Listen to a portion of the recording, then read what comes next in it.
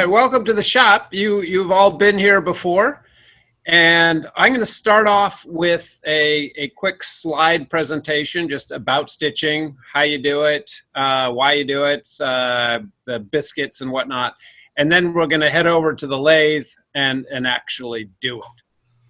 So I'm going to go ahead and share my screen, and hopefully there's nothing embarrassing on there. Let's see, there we go. Can you all see it? Yes. Great. All right, let's get going.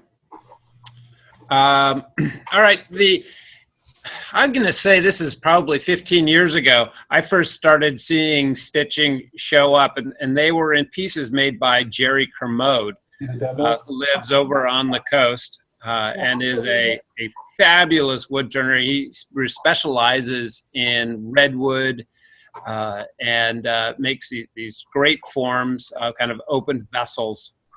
And I started seeing stitches in those, and they were just fabulous. And I got to figure out how to do that. So at the time, I had Dave Bentley's job. I was VP, so I needed to fill a professional slot. So I called Jerry and said, Jerry, do you want to come over and do a demo? He goes, sure. What do you want to see? He said, well, let's start with stitching, and then what else do you got? So he came over and just showed everybody in the club how to do it. And it's like, wow, that isn't that hard. And there was, I think, some improvements that I made and then applications to what I do. So Jerry puts these, pretty much, I think he uses walnut, but you can use any wood that is compatible with the piece that you're stitching. And we'll get into that more a little later.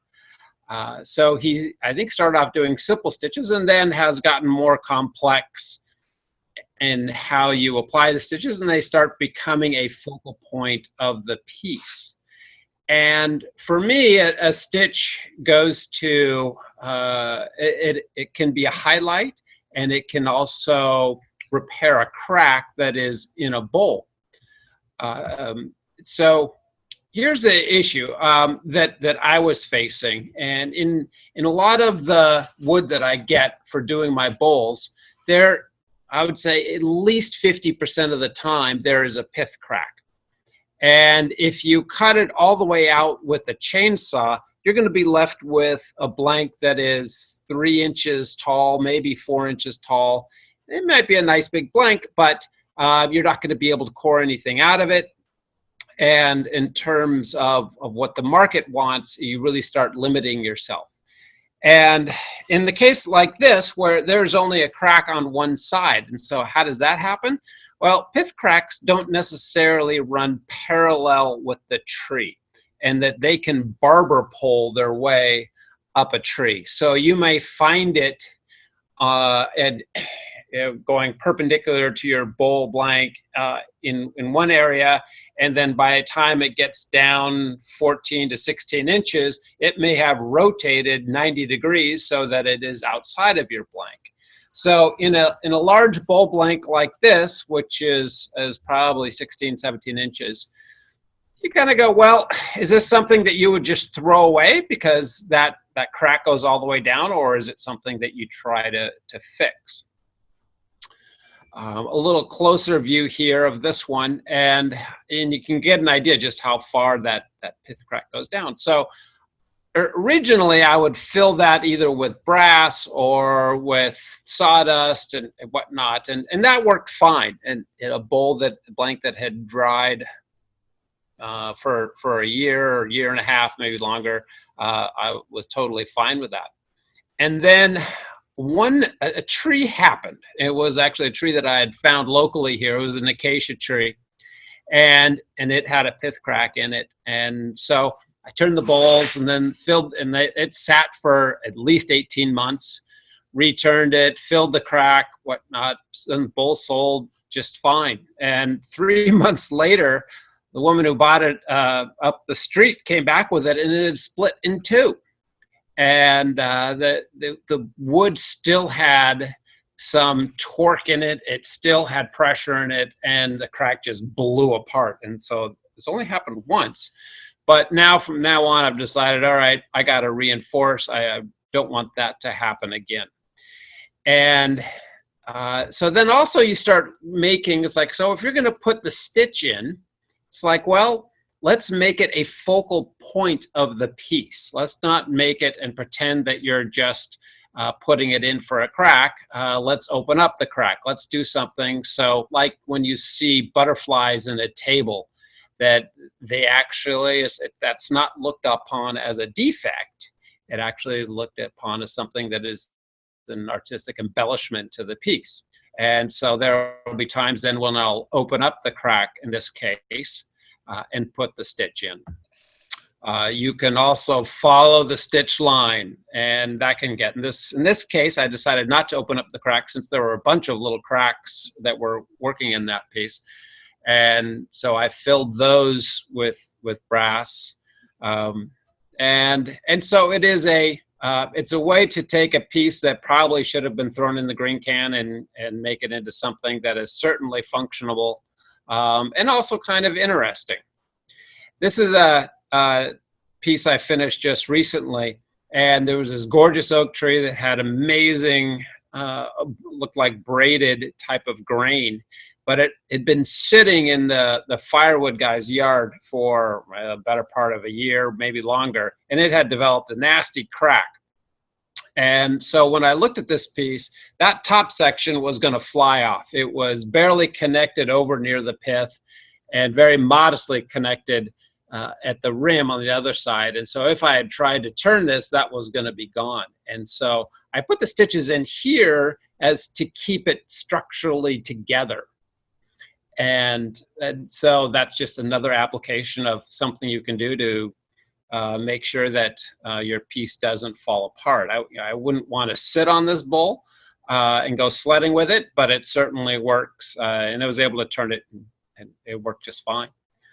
There's another stitch over on the far right-hand side, and that was for a pith crack that was coming down. And so in this case, I like the look of what's going on here. I think it adds character to the piece, and I don't view it as a defect.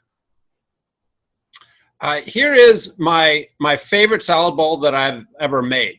And just double checking. Can everybody still hear me? Yes.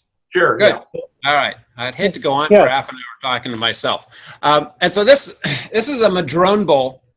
And when I went to go turn it, I found that a branch had actually grown from the inside of the tree out and not connected to any wood. And so when I went to go and turn this, the branch actually flew out, and there was this big gaping hole. And so you could turn it all completely away, or you could go ahead and add a series of stitches, or it almost looks like a ladder. And I love this. It's a fantastic look for me, and when actually it's incredibly functional. It's a bowl we use quite a bit, and lettuce doesn't go flying out of it.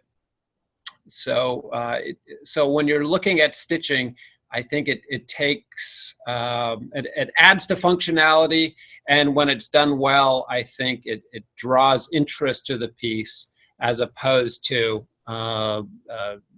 covering up a defect. Then next, I've also taken it and started using it on hollow forms. There are a number of hollow forms that I love using wood that is problematic. And in this case, there was a section of this is that same oak tree where you had that big crack, and there was that other crack on the other side. And once I had actually roughed this out, I was looking at that going, that is going to come out. And so a number of stitches all the way around that section, and it held just fine. And it is, I really like this piece. And the way the stitches have worked on it. Another piece, there turns out there are some pieces in the DeYoung Museum right now. And the DeYoung Open is for local artists. And one of them has stitches going across it. And in this case, this piece of maple was badly decayed. And while I was turning it, a lot of these the vertical lines were opening up. So I stopped midway and had to put in all the stitches because this thing was breaking apart on me while I was going. And so this one, what I ended up doing was, while I had it on the lathe, I put a pencil mark all the way around. And so the stitches are basically at the same level, the same height. So just a different way of putting in stitches. So how do you do it? You start off with a biscuit joiner, and standard one that's used in the flatwood section for combining, I guess, flat wood together, side grain. And but the problem is that the biscuits they use, I don't think work well for our application. And I actually haven't tried using them, but I don't believe that the composite material that's kind of mashed potatoes that's firmed up with glue and other stuff would work well for what we do. You could try it, certainly. I think if maybe you dye it, you could do some interesting things with that, depending on whether you need the structural integrity. So really what you need are hardwood biscuits. And so when I first started doing this, it was like, well, I'd like to see if someone has them out there. Can I go ahead and buy hardwood biscuits? And I searched high and low all through the internet looking for them. And the only thing basically when you start searching for biscuits is you end up here. And the ultimate question you always got asked, do you get your biscuits at KFC or Popeyes? But once you realize that those won't work, then you have to make your own. And Jerry Kermode talked about how he did it, and he stacked up a bunch of walnut that is about the appropriate thickness. And I think he did 6 or 7 of them. And he would hold them and just run them through his bandsaw. And it was he said, basically get it close enough. And that was, that would work. And I decided that, well, there's got to be a safer way to do it, and also a more precise way to do it so you don't end up with gaps. Because if you don't get the circumference right, you're going to have a gap somewhere in whether it's down a little bit low or it's at the top, and it can end up, you can notice it not being accurate, but there's no reason why you can't be accurate. That diameter of the biscuit joiner saw is actually 4 inches.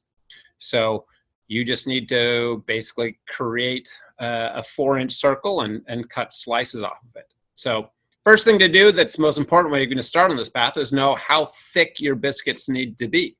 So what I do is I'm going to measure a biscuit that works for me, and that's where I'm going to start. In this case, it's about 4 millimeters.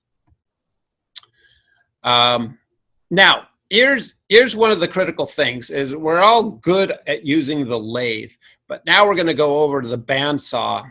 And the bandsaw, to me, is probably one of the riskiest tools that I have in the shop. I'm going to say it's probably far more dangerous than a chainsaw. I can use a chainsaw very safely. I've never had a problem with it. I've learned to be very careful around the bandsaw. And maybe it's the same thing, but there are plenty of stories of people that have had issues. So when you're going to use your bandsaw, especially what we're doing here, if you're going to try to do this, is your fingers are going to be somewhat close to your bandsaw blade. Is just cut the wood and not your fingers. So be just very cognizant of what you're doing. So first thing that I do when I go ahead and make biscuits is I'm going to cut a whole bunch of slats. And I'm going to oversize them a little bit because if I'm going to make biscuits, I want them to be slightly too thick as opposed to too thin. The reason being is oftentimes when you use a biscuit joiner, since you're freehanding it and it's not super stable, you can get a little bit of wobble. And so if you get a little wobble when the biscuit joiner is going in, it's very possible that your 4 millimeter kerf is now 4.5 or 4 1/4 or potentially out to 5 if things go south. So I would rather have thicker biscuits, and then you can easily get them down to the right size. We're going to go over that here in a moment. So cut a bunch of strips to the right thickness, and then run them through the bandsaw. And so I get them to be 2 5/8. Actually, I think that's supposed to be 2.5 inches long, 5/8 inch thick. And then now my jig. So how do you cut biscuits so that they're exactly the right, they have the exact right curve, and be able to replicate it and do it efficiently over and over again? So what I did is made a little jig for the bandsaw. And so I put this piece of plywood in there, and then there's a little rail underneath that goes into the guide channel. And so it goes in the same place every single time. And then I mounted a little nail that is exactly 2 inches away from where the bandsaw blade is. So if I can rotate around that nail, I know I'm going to get exactly a 4-inch, I can get a curve that it has exactly a 4-inch diameter or 2-inch radius. So here's an example of how that jig is working in real time.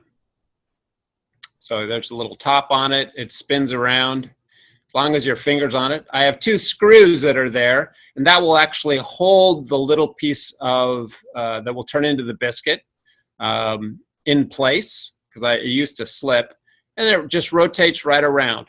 And so you can see my fingers are relatively close to the bandsaw when I'm doing that, but they are locked on to that little jig. And so I am comfortable that I'm not going to cut my fingers off, that they are never headed into the path of the bandsaw itself. But by spinning that around, I can get the exact arc that I want and replicate it over and over again. I'm able to cut 2 at a time. So the first thing when you start cutting these is, this is on the side of that little jig, is I have made a little kerf cut with the biscuit joiner, and after you cut the first one, test it just to make sure that it's not too thin. I've done that, and you end up throwing 30 thin biscuits away. So make sure it's the right thickness, if not a little too thick, and then proceed. And I'll cut 50 or 60 of them at a time, and literally you're done in 10 minutes. It's really fast once you get it going. So now, enough of slides, and we're going to get on to the demonstration. So I have a couple bowls ready. We're going to talk about the layout, different types of cracks, and how you'd approach doing that. And then we're going to go ahead and cut the kerf. And we'll talk about the location, how you set up and hold the jointer. Talk a little bit about the setting, because you can adjust the setting and how deep you go with the jointer. And so it can be a small little kerf cut, or you can go something that is out to 2 inches and goes much deeper. And then I'll show you how I fit the biscuit into each of the slots, glue it up, and then once the glue, we'll fast forward overnight when the glue is dried, and then how to cut it off and then turn it flat. Hey, John? Yo! Yeah, quick question. Actually, not a question, just a statement. I'm no longer VP. Rick Dietrich is the VP. Excuse me. And I'm just AV guy. Got it. Okay. Well, then it was previously Rick's job what I had. So Rick, next time you want to find out what you want to do, you can do what I did. Sorry about that. I think I knew that. I apologize for demoting you. All right. All right. So why don't we head on over to the shop cameras, and we'll get on get to actually make it. So then the last thing I'm going to do is I'm going to have a little shameless promotion for a class that I'm going to be running, and we'll talk about it later. But we're going to use green wood and turn it thin and let it warp. I've had some stuff warp on me recently, and it's kind of fun.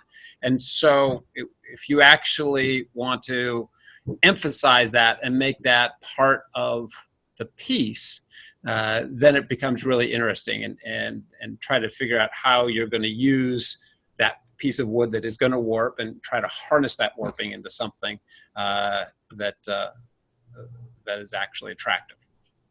So, all right, let's head on over to the shop.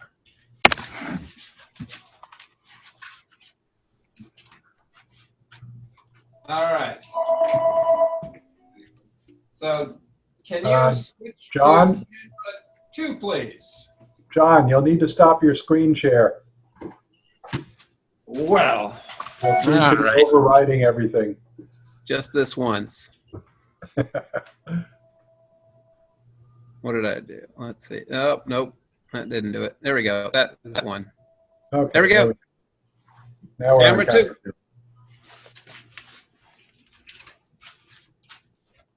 All right.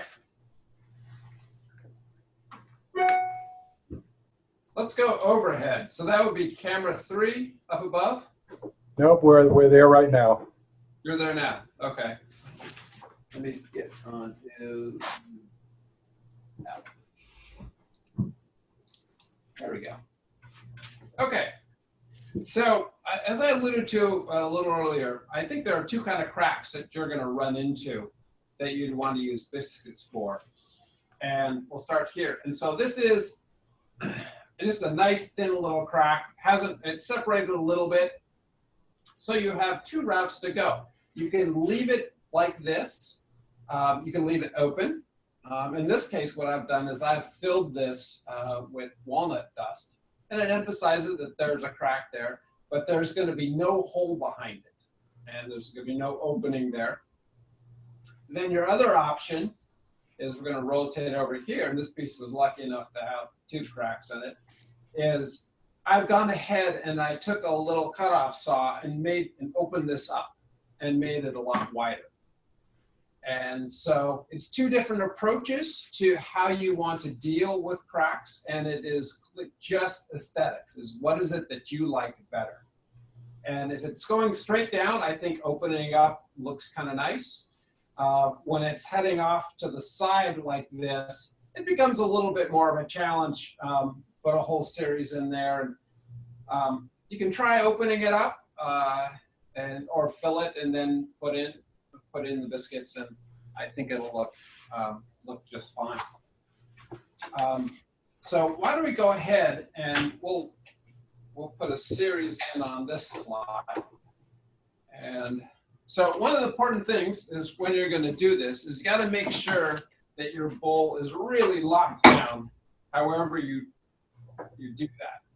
And so I'm going to go ahead and use my tool rest.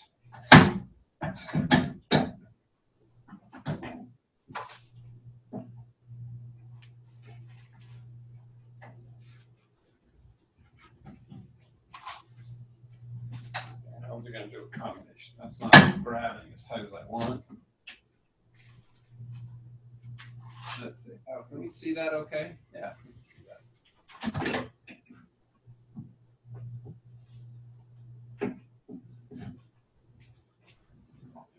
Let's see if that's going to be able to make it there. Yes, it's going to work. All right, that's good and stable. So things are going to move around quite somewhat, and so as long as you can have that bowl steady, that's critical. As much as you can, you want to try to keep the joiner from walking on you, and that way you're going to get a nice, perfect curve that you can fit the biscuit into. If it does move a little bit on you, we're going to talk about how you deal with that, because now you no longer have a nice basically a 2-inch radius curve. You have something that's been pulled apart a little bit. So your biscuits will still work, but you have to make a little adjustment to them. So in this case, what I think I'd like, I'm going to start with a pencil, and let's say we're going to make 3 biscuits. I'm going to start with the first one that's going to be there, and then stick them out somewhat evenly. And the biscuit joiner itself is that when you go to line it up, I'm going to bring it in here and look at it. So if you can, oh, we're up above. Here we go to, there we go. So for the joiner to go in, we can line up this line right here. And so the difference between that line and the saw blade is 5/16, so a little bit more than 1/4 of an inch. So when I'm making my lines here on the piece, I have the areas where I want my biscuits to go into those areas. And so I'm going to put a second line that is 5/16 above that. And I know that's where I'm gonna line up that top of the biscuit joiner so I can see when I go ahead and do the plunge. Now, the other one of the complicating things is that this is going at an angle. And so you can't actually see exactly where the biscuit saw is going in. And so if you set your center point right here, you're gonna be off. So you just gotta, when you start playing around with it, you realize that, okay, I need to make sure I get my center point adjustment just right. So it needs to be about 1/4 inch off to the side. So we'll go ahead and make those cuts.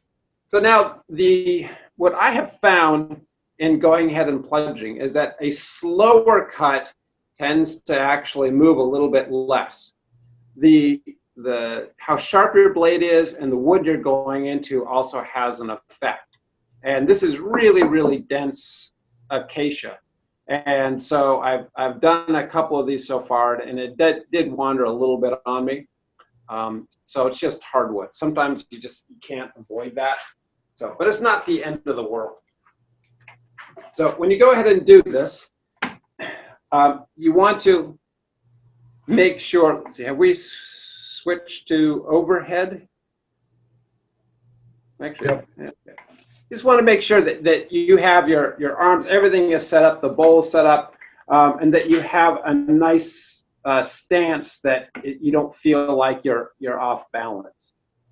And that, so when you actually so when the saw goes in, you want to have it tangent to the bowl at that spot.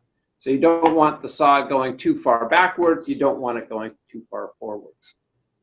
So I'm going to go ahead and line it up, balanced. Go ahead and make the first cut.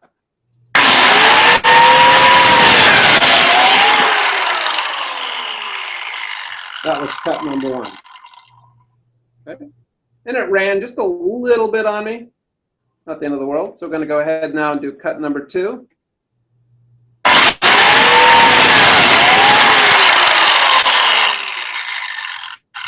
Yeah, that one worked really well. No problems with that one. And then now we'll do the third one.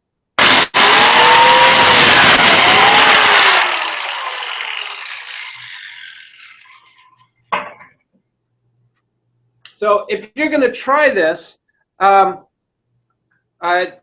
a piece of test wood and go ahead and punch it a few times. And it seems scary, but the reality is you're not up here with a circular saw trying to do that.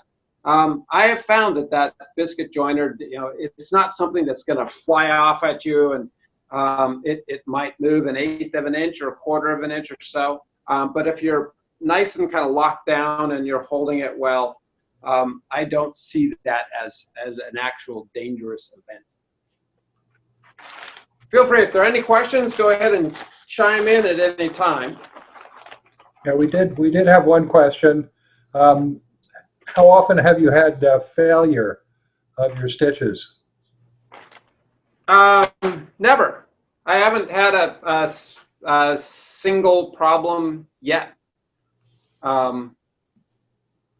Yeah, it's. You mean a failure in terms of that the Structural failure. Yeah, haven't had a problem with that. And so it kind of begs the question of, what are they really doing something? Not sure, but this is the structural integrity is you're not going to pull this piece of wood apart, and that's essentially the force that you're hoping that this is going to protect you from is the crack opening up, and so that's pulling this aside, pulling this apart.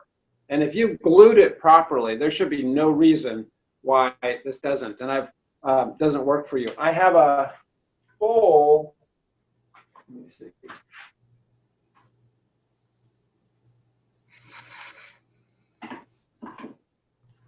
So on some of these oak bowls, that's it, inside. But I stitched them green. And you can actually, the crack is like an hourglass now. And so where the biscuit is, it's holding it and keeping it from warping and pulling it apart, but it pulled apart above it and below it. So it's doing a great job for that. Hey, John. Yo. Remember a while back, we did that learn and turn, and we did some stitching. And yeah. Vern Stovall had a jig that he put on a platform like your your plywood there that made it super safe to instead of having to handle it up, above your head or above your chest. But I can't remember what it looked like, but I remember he made a jig to hold his right. joiner. Yeah, and so that is you lose a little bit of flexibility with that, but yes, Vern built a platform that you could attach the jointer to. And therefore, you would pull the whole bowl down here and work at it from more of a horizontal as opposed to a vertical, but the biscuit joiner itself is attached. And so that's another, we can get Vern to show that at some point. And that, there's some, if you could get something that allowed the jointer to move a little more freely around it, but then lock it down, that would be, a great solution as well. So now, as we keep going, I'm going to see how well the biscuits fit in here, and depending on how well the cut went, we'll see. So this biscuit, this one must have been bandsawed a little bit thinner. That fits perfectly. So, whoops, there goes number one. I might go find that one because that did fit so well. All right, so this is, okay, so now how do I fit these? So what I do is this platform right here, I've mounted a disc of sandpaper. And all I gotta do is just rub it back and forth. And if you count the number of times you have to rub it, then the next time you do it, the same thing. So there it is. That's fitting really snug. And when Jared Kermode did his demo, he had it really snug. And so he got out the mallet and just beat the hell out of it. What I've found is that if you beat this too much, you actually end up cracking your biscuit. So, and also I worry about having a glue-starved joint. If it is that tight, you may well scrape all the glue off. So I prefer to have it snug, but definitely not loose. But something that is, and we'll use the mallet and get it in there all the way. So that's gonna be, but now this one also we talked about that there was a slight movement in there. So if you think about it, the biscuit cutter went in and then it moves slightly in one direction. So the bottom of this is no longer a nice curve. It actually goes down, is flat on the bottom, and then comes back up. So what my solution to that is that I'll take the biscuit and flatten the bottom. And so what that allows us to is to sink in a little bit further, and so it doesn't get caught up on the bottom, and it will span all the way over to the edges. So number 1 is ready. We'll get number 2.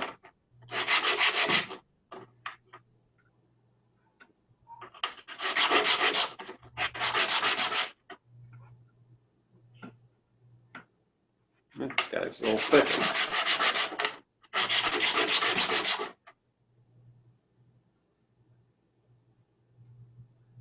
Almost there.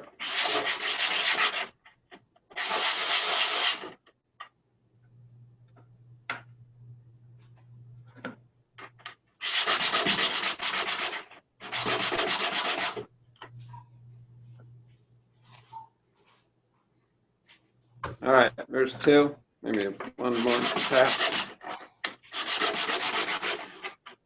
Stamp paper's getting a little loaded. Okay, number 2's done. Now we'll fit number 3.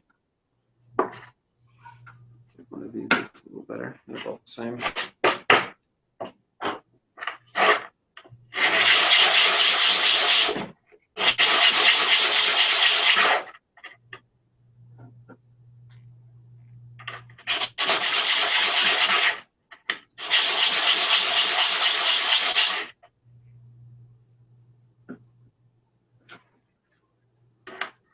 Bear with me 1 second. Got a new piece of sandpaper.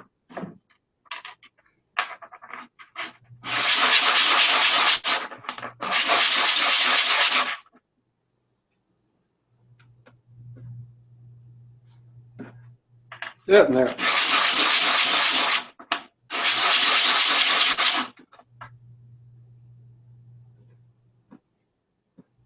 Okay. All right, those are nice and snug. Maybe one.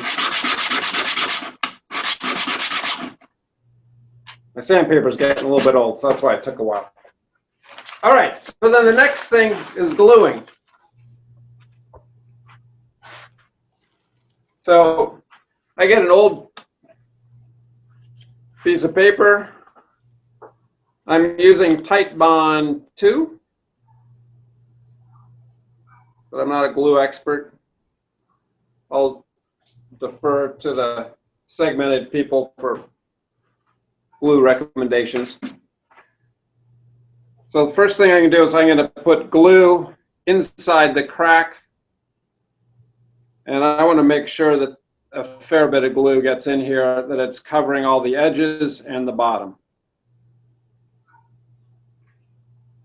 And then I'm going to take the biscuit, coat the sides, bottom.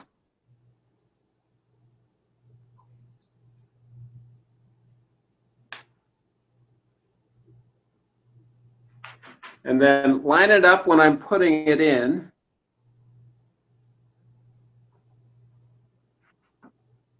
So that it, and then get the encourager out.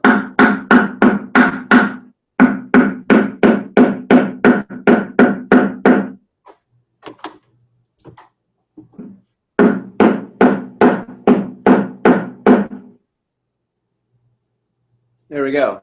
So I made actually this curve cut, we'll talk about that in a second, fairly wide. So the biscuit's going all the way in there. But it looks like it has gone all the way side to side. So what happens, now the frequent thing that since there's a lot of glue and slop around, it's hard to tell if you are exact.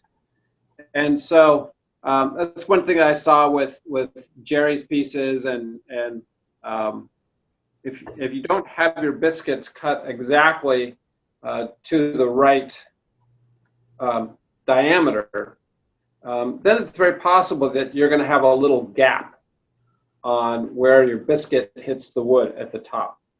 And if you're using contrasting wood, like we are here, we're using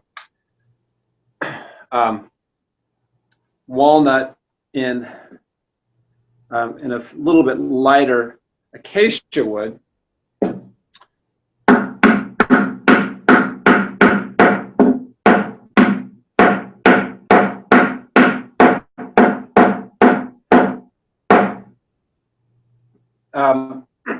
Then you would treat it like a crack. And so I would actually plug it either with black walnut sawdust, or even black super glue would work just fine as well. And then it's really, you'll see a little line in there, but it'll be hard to see. If you're going to try to make your biscuits out of maple or something white, that becomes a little bit more of a challenge.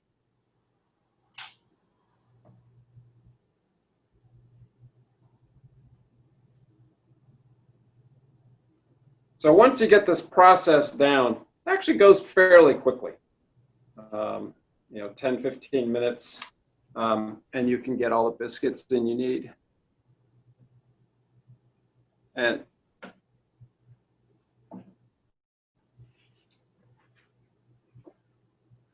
okay.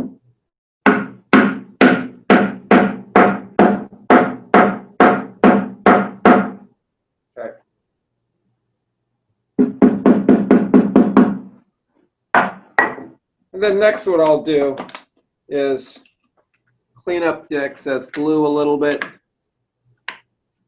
as best you can. But we're going to turn that all away and reduce the whole surface by a small amount. So any of that excess glue is going to be gone. All right, that's putting them in. Any questions so far? That's it. There is one question, John. Shoot. Mel Barrett was asking whether you put a relief cut at the bottom of the cracks, a little drill hole to stop it from going farther. To stop The crack from continuing. No, because you know what? My experience with cracks is that it's going to go. A drill hole, I don't think, stops it. I've tried to do that, like I've had a pith, and put a pith in the middle of the bowl and drill it out, and then pith cracks started radiating from it. So I'm not completely convinced that works. It might work, but if this thing is starting to split apart, I haven't done that, but I think if this thing's going to crack, that crack is going to go where it's going to go, regardless of who's done. But I could be wrong. But my thought is that once you put those biscuits in there, is like that crack is not going to go any farther. This thing is held in there, and there's no more movement is going to happen.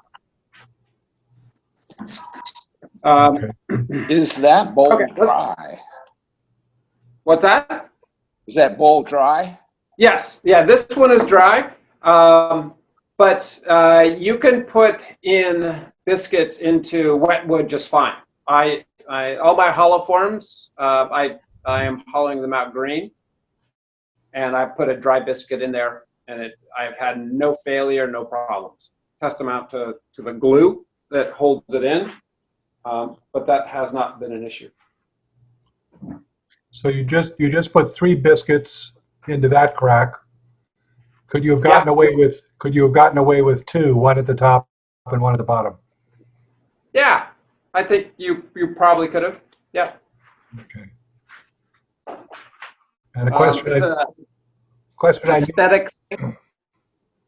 question I knew was going to be coming up. Can you show us the jig that you have for jam chucking your bowl? Oh, yes. This big thing here. The big thing. Yeah. Big thing there. Yeah. I'm going to talk about one other thing first. On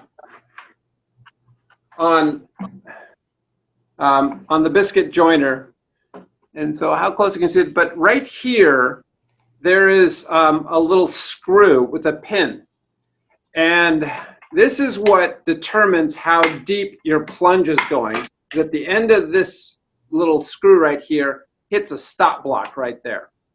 And so the farther that is unscrewed, the shorter your plunge is going to be. So right now I'm only going in, it's set up so it could go a lot more if you wanted to, if you really pull this out. I have it spaced at about 1/4 inch. That gives me, I would say that's just about a 2-inch cup. And so it's about it's some, that seems to be reasonable. I might want to actually tighten it a little bit more, but I was Is doing it some. okay? Is it okay if the plunge goes all the way through? Oh yeah, because then the deeper the plunge, then the thinner that you make the rim, then you're going to see the biscuit on the other side, and so. Oh, yeah. So then that becomes a nice element to see. If you're going to plunge all the way through it, it makes the gap here a little bit bigger. So then in that case, when you're cutting your biscuits, you might want to go to 3/4 of an inch or potentially an inch. So yeah, that. I wonder if we can get you to sell us biscuits. Well, let's see. Maybe I'll swap you for a fish. How about that? You got extra fish? I got extra biscuits. I do. I've got like about maybe a 18-incher. That's good. With a little bit Yeah. of rice and all that. That's dinner. That's called sushi. We'll talk about it offline. Steve, I don't know if on his Facebook page has this pond that has fantastic fish in it, and they're very happy fish, and they're making a lot of little fish, little rabbit fish. Okay. All right, we're going to take this off and then fast forward 24 hours to when the glue is actually dry. And then in the meantime, I'll show you what this jig is. Does reducing the depth of the biscuit reduce the width of the biscuit? Yes, exactly. Think of it, so you got a circle. If you go down 1/4 inch and cut it off, it's going to have a small diameter. If you go down 1 inch, it's going to have a much larger width. Does that make sense? Mm-hmm. Yeah. So if it's if you just want small 1.5 inch little biscuit marks in your piece, then you're going to want to go down much less. Depends how delicate you want it to be. Okay. There was a question about this, the jam chuck, I think. Rick, was that it? Yep. So this was something that Glenn Lucas came up with, and I'm looking around for a green salad bowl that I didn't warp to it. All right, so let's say this is a nice eucalyptus bowl that's going crazy on me, and so this has a big oval. So normally you jam chuck this onto something, on the chuck itself or whatnot, but if you have any kind of non-uniform warping going on, just using that point that you use for your tailstock isn't necessarily going to work for you.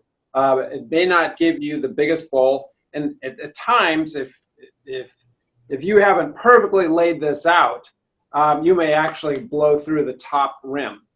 So what this is this is just a piece of MDF with 2 sides on it that allows, in the event that this is a high point for when it warps, and so it fits nicely in here, and you'll get 4 good points of attachment when you bring up your tailstock.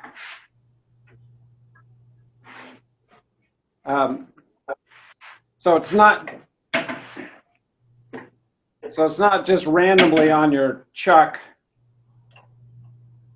So what I would do is bring this up like that, and then I rotate this around to make sure that I'm hitting this high point here. I don't know if you can see that I hit a high point here, so it's balanced this direction, and then I'll also check that it's balanced from here to here, and I'm using a live center that does not have a point in it. It just has the cup. So I can move this around fractionally, and that allows me to make sure that this is, that this rim is going to be perfectly balanced and as close to, so I can get the biggest bowl out possible.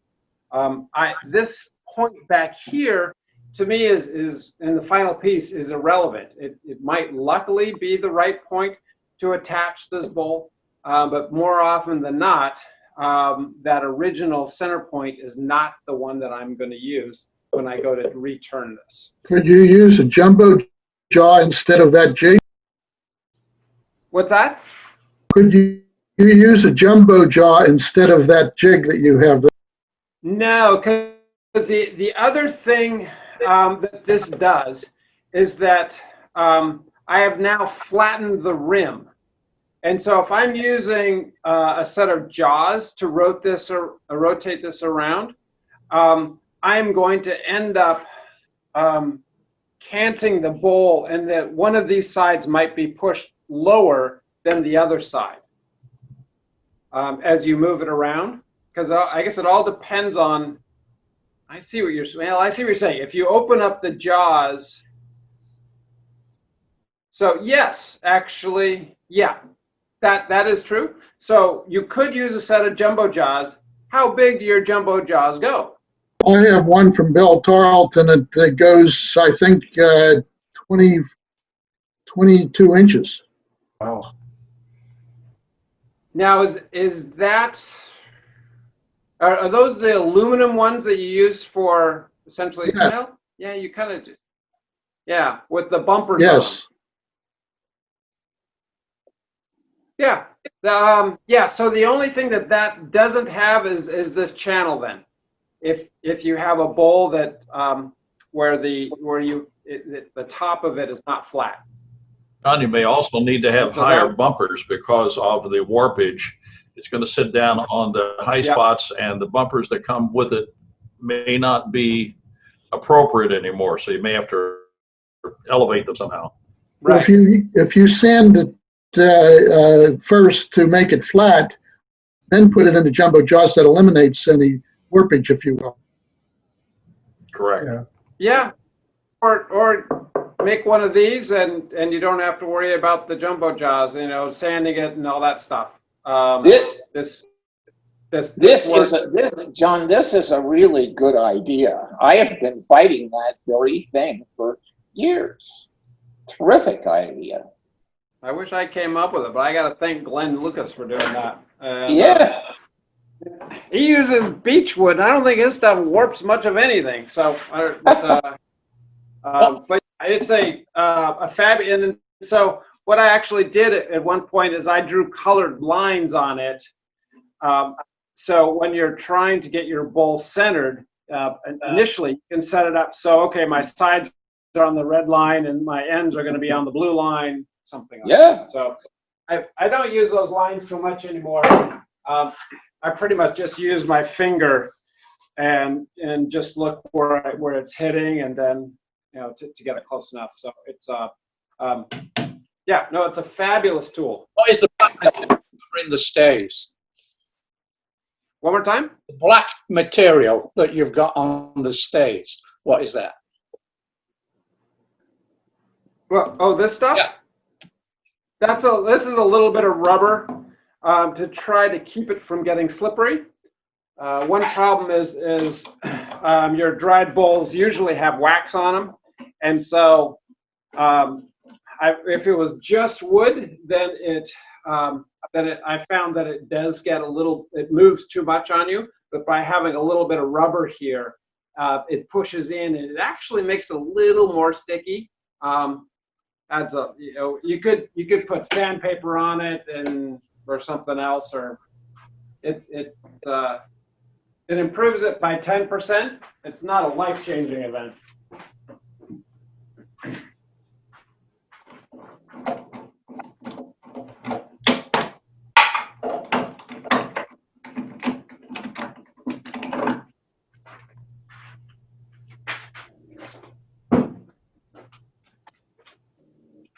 All right, so next we're going to fast forward, and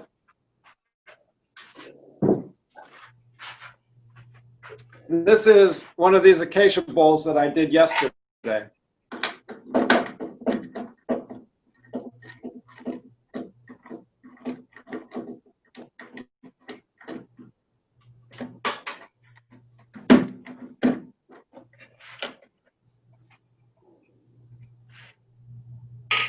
Let's see if this is in. There we go. Okay. And so, as you can see, so this side right here, we're going to actually move down. Let me move the camera.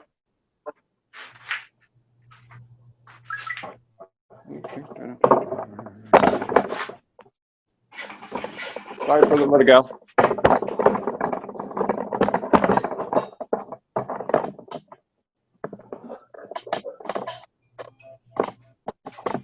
How does that look? Rick or Dave? Are we? Looks good. Okay. But I can see that. I can try to zoom in a little bit. So on this, on the end grain here, absolutely no crack. Perfect. On this one, we had a nice 3-incher crack right here. And again, had I turned it all the way down, I would have ended up with a 3-inch bowl. So this was one of those that, okay, what can you do with it? So what I did is I went ahead and got out my little saw. We're going to use this. This is one of 2 things that Harbor Freight makes that actually are good. This is a saw that is very flexible, and it's great for cutting off biscuits. But what I also did is I went right down the crack, and then I went over about 1 centimeter, cut another line, and opened this up. And I actually like that look. I think that's interesting. If you're going to have a crack, might as well make it interesting. So now what I've done is I've put my tool rest up here, so this thing is locked in super tight. I've found with one way, when you have the spindle lock on, there's still play in there. It's not perfect, so it's not as good as the Powermatic. What's the other good tool? Is cut these off. Because the first time you do this, you go, oh, I'm just going to get out my bowl gouge, turn it on, and cut them off. And so what happens is that because these are fairly thin, you'll end up snapping them. And depending on how much wood comes off, you might actually, the wood actually might crack off somewhere inside the biscuit, and then you've got a nice hole. So you're better off actually cutting the tops off. And this is where the flexibility of the saw really helps out, because I can follow the contour of the bowl, and in short order, it pops right off. Now, I'm not actually digging into the bowl. I'm a couple 30 seconds over the top of it, and that's just fine. Now on this side, we'll come on down.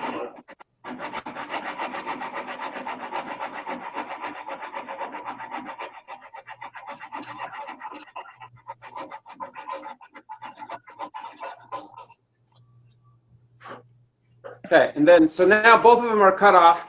What I'll do now is, if I still have on the ends here a little bit of a high, I'll just take it and so now it's, so they're proud, a couple of millimeters, nothing major.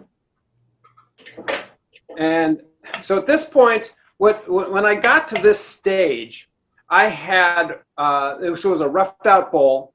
And so I just did a first pass on getting it into the right shape. I've done nothing on the inside. So the bowl is still till it gets thin and do it. I found that it'll be unstable. And so when you plunge with the biscuit joiner, Who is it? the bowl moving around. So I prefer to do it when it's at its full thickness. Do you want me to get the phone, or someone else can? Okay. So that's cut, and so now, Hey, John, literally, yes. is your biscuits through to the inside of the bowl that you have there, or is they shallower? Protrude into the bowl. These are shallower. Right now, my bowl is, so I've not thinned it out from the inside at all, so I'm still 1 inch thick. But the biscuits go down 3/8 of an inch. Thank you. And so that gives me the option, if I want to go through 3/8 of an inch thickness, then you'll start seeing the biscuits. If If I leave it at 1/2 inch, you won't see the biscuits. What is the other good tool at Harbor Freight? The other one is when you get an itch in your nose, they make these curved forceps. They work really well for that, but also for holding sandpaper for sanding the inside of your hollow forms. They sell a kit of bent ones and straight ones for $7, and they're fabulous. What I've also, in our hollow form class, I believe these are called Kellys. If you end up in surgery, they'll use a Kelly on you.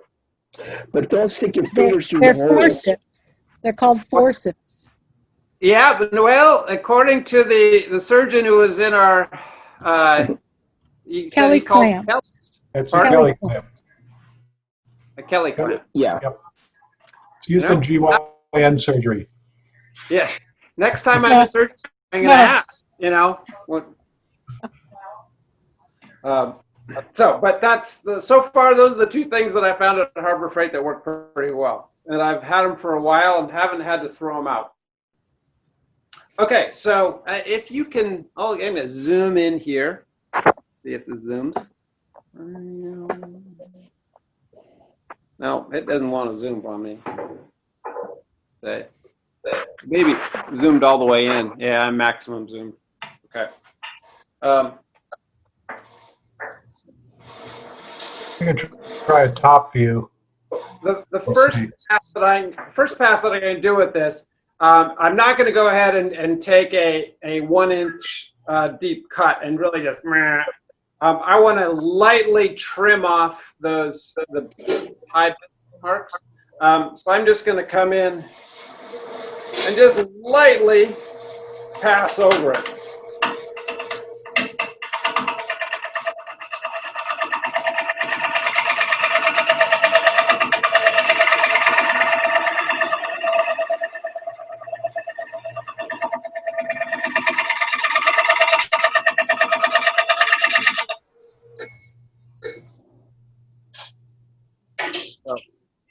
There we go. It's kind of hard to see, but they are. There's the joints are working perfectly. There's a smidge, but actually, it's the glue has filled that. But those are good to go. There is no need for filling on either of those. And so now then I would just proceed with actually, since the bowl isn't exactly in the final shape that I want, I'd go ahead and true up. Oh, crap. Sorry. I accidentally muted you. Can you unmute?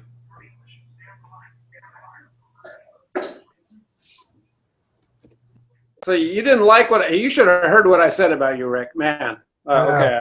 I won't say that again. So the stitches actually are, I have really good joints here. There are no gaps. If I had gaps, I would go ahead and fill them with a little bit of, if they're more than a couple millimeters, then I'd fill them with sawdust and super glue. Otherwise, I would use black super glue and just put them in there. But those joints are looking pretty good. So the next thing to do is just to true up the outside and then go ahead and finish the inside. And if I go down to a 1/4 inch thick, you'll see biscuits on the inside. If anything that is 3/8 or thicker, you won't see the biscuits. I don't have a personal preference of whether you can see the biscuits from the inside or not. It's probably nice to see them. But so that's basically it.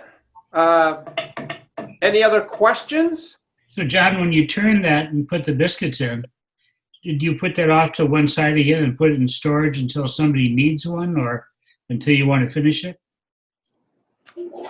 So no, so when I put the biscuits in, basically, I'm going to finish this bowl this afternoon or tomorrow. So I do it in the process of turning it to final thickness. Otherwise, I don't mess with it. Yeah, so I think I wouldn't put it I guess you could put it away, but I think my my preference is just, I want to turn this bowl and get it all done. It's part of the finishing process. So would you turn that down to, say, 1/4 of an inch, or would you leave it thicker? It is, so when you have problem wood, one of the things that happens when you're doing the insides is you start getting vibrations. And so if you get it down to 1/4 inch, this thing starts flapping a little bit. And you're not at high RPMs. It's the fact that you have a hole in it. And so it depends on how clean a cut that I can get. Once it starts to move a little bit, then you start digging in, and you're going to end up doing a bunch of sanding. So I kind of, I'll get it down to 3/8 is probably what it's going to be. If I can go a little bit thinner, I'd like to, but it's all going to depend on how the wood is cutting. Doesn't making it thinner release tension so that it could have a tendency to warp or pull the biscuits or crack? More time? I said, doesn't making it too thin release more tension from the wood and give you the possibility of more problems? I think while you're turning it is where you see it. I don't believe the biscuits will fail at all because they're glued in there and solid. And so, but I think just because of the hole and all that, I don't think you'll get more problems. It'll just be more difficult if you try to go too thin. From your experience, what species of wood is the best for the stitching? You can. I stitch everything I stitch everything that needs it, so it's not a problem. What is actually important is what the wood that is made of. And so, let's say I have a soft walnut, and I decide to make stitches out of hard maple or acacia. Then you're going to have a sanding problem because when you go to sand down those biscuits, you will find that they will raise up and you're going to sand everything away from it. So you do actually want to kind of meld the density of the woods of your biscuits and the bowl you're making, or if anything else, make sure that the biscuit is softer than the wood you're actually turning. I just got some ebony, and I was going to make some ebony biscuits. And so I haven't turned ebony before and compared it to some of the other woods. So I'm going to try it with walnut and just see if I get that. But so that's, a bowl that size will vibrate and wobble and give me trouble, even if it doesn't have biscuits in it. Oh, you mean get it? Yeah. But can you buy the wrong biscuit machine? Can you what? Can you buy the wrong plunger? Biscuit plunger? No, I think they're all standard. Just make sure it has a 4-inch wheel on it. Hold on. I think they're pretty standard with a 4-inch wheel. Mine is a Porter cable. Okay. And DeWalt makes one. So I think they all pretty much do the same thing. Okay, great. They're often on Craigslist. Yes, and I got mine at a pawn shop. I don't recommend that, though. I got mine on Craigslist. Craigslist is better. John, have you ever had, after you stitch the bowl, that the crack grows further down?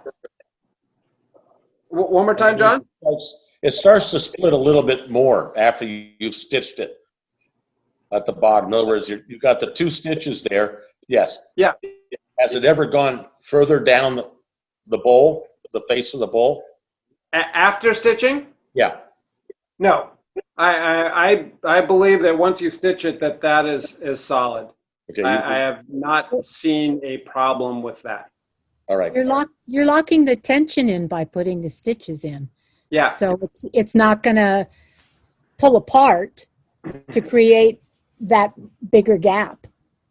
And also I think it's just rare for if a bowl is fully dry, it just doesn't seem like, that there's, once you've turned it, and you're done after a day, I would think that most of the tension should be out of it relatively quickly. But it was that one bowl that I had that took a couple of months before it cracked apart. But I think that may be the exception as opposed to the rule. Unless you take it to a totally different climate. You're right. Yeah, yes, true. And wood does move from summer to winter. I would actually agree with that. And we see it all over. So I have a door that says that's true.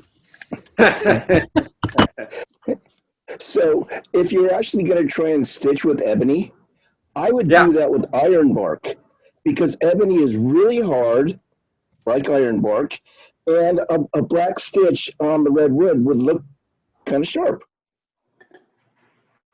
Yeah, no, that's a good one. Yep, and iron bark likes to crack. That's for sure. So I will. I'll keep an eye on that. The black and walnut also looks good. John, a comment about. But the ebony is so hard. So, sorry, Jim. I want to make a comment about working with ebony.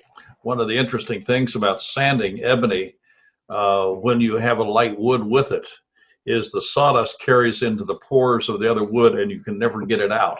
So the way you smooth is with a scraper rather than sandpaper. You have a real problem with the carrying of the black dust into lighter colored wood surfaces. Since stitches don't allow you to sand from light wood toward the dark because they're embedded, you might want to consider using a cabinet scraper for your final passes. John, are these bowls to be used or decorative? Be used, absolutely. Yep.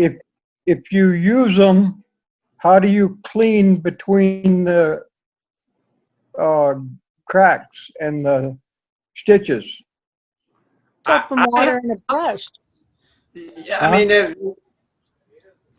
I haven't had that problem. I mean, if you have them in the sink and you're washing them out, I haven't had any problem with stuff getting stuck in there.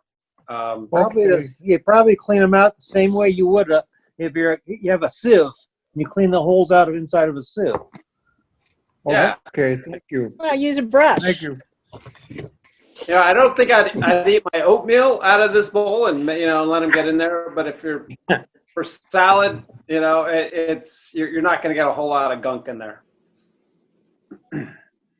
Thank you. Yeah. I think that might be it. You can have the rest of the day off to go and play and go in the shop and do fun stuff. Yeah. Great presentation, John. Yeah, thank you. John. Thank you. Thanks, John. Thank you very much. John. Well done. Outstanding. Thanks, John. All right. Any questions? You all have my email. You can find me on the BAWA website. Just don't hesitate to ask away. If you want to get anything, I'm happy to give my 2 cents worth. John, I might have to pay twice because I was late comer, but when holding the biscuit joiner, were you using a fixture, or do you just kind of hold it against your body and just plunge it? Yeah, you just try to get a stable setup with your hands on your body and plunge. If you're a clever guy, if you can come up with a good fixture that allows you to get it in the right position, you can do that. But I've found that you can be very successful just by holding it, and that as long as you have secured the bowl and that's not going to move at all, then you can actually get your hand and hold the biscuit joiner and then plunge it and do it securely. Good. That's what I was thinking. Thank you. Yeah. Charlie, if you missed part of the presentation, it'll be online in about 4 days. Cool. Great. Okay, I'll double check on that. That way, John doesn't have to do it over again. No, we'll make him do it over again anyway, just for the fun of it. It'll be better the second time, like most things. Yes. The reason that I asked was simply because we had a demo at at another club, and the fellow, the first time that he did the stitch with the biscuit joiner, it slipped and moved about 4 inches. Yikes! So yeah, so I was kind of figuring you hold it tight against your body.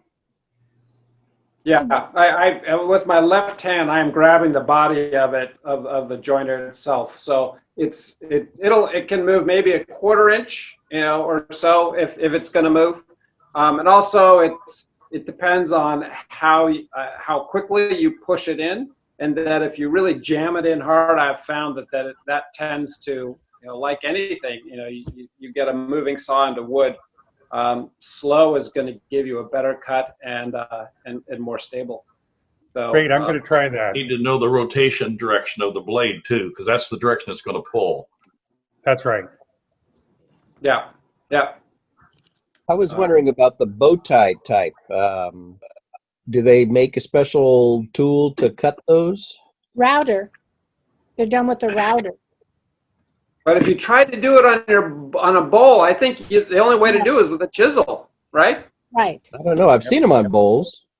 Yeah, that's why it's just a chisel, because that's an odd shape, and so I think you got to do it by hand with a chisel. I was wondering if they had some sort of a cutter that flared out on both ends or something. I do, but it doesn't work on round surfaces. Yeah. Charlie, that's something else you can figure out, okay? That's easy. Just make a. I would think you could do that with a micromotor, and if you drew the outline and you were careful, and then finished it off with the chisel. Yeah, you still to get square corners, you gotta get a chisel in there, and yeah. it becomes a function of look and then the amount of time you want to invest into doing that. Actually, that's kind of easy. You think about it. You have a flat piece of wood. You sort of round the inside of or made a contour on the inside, but use your the template to make your biscuit, your detailed, your butterfly. It's simple. So Emiliano Archival sells the butterfly biscuit templates in 3 sizes, I believe. Mm-hmm. Yeah, so if you'd have to bend them so they would fit on your bowl slightly, or figure out a way to attach it. Yeah, and then they just go in like yours. They go in square, and then you have to kind of chisel them off. So you're routing them. So it's a router jig. Mm-hmm. Right. You're not going to, I mean, you're talking about, you're got to use, as Cindy said, a micromotor or something, because I mean, you're doing something that is a router won't get into. No, he uses a trim router, and it just doesn't quite get the corner, that's all. And so then you chisel the corners a little bit, and you can determine the depth that you want. But yeah, there are templates that are made for those butterflies. So they sell the butterflies and the templates if that's what you want to do. But I agree, you could do it by hand. Monday would be good. Good. All righty. Anything else? Thank you. All right. Thank you, John. See you guys on the next channel. Bye-bye. Thank you. You bet. Thanks a lot. Take care.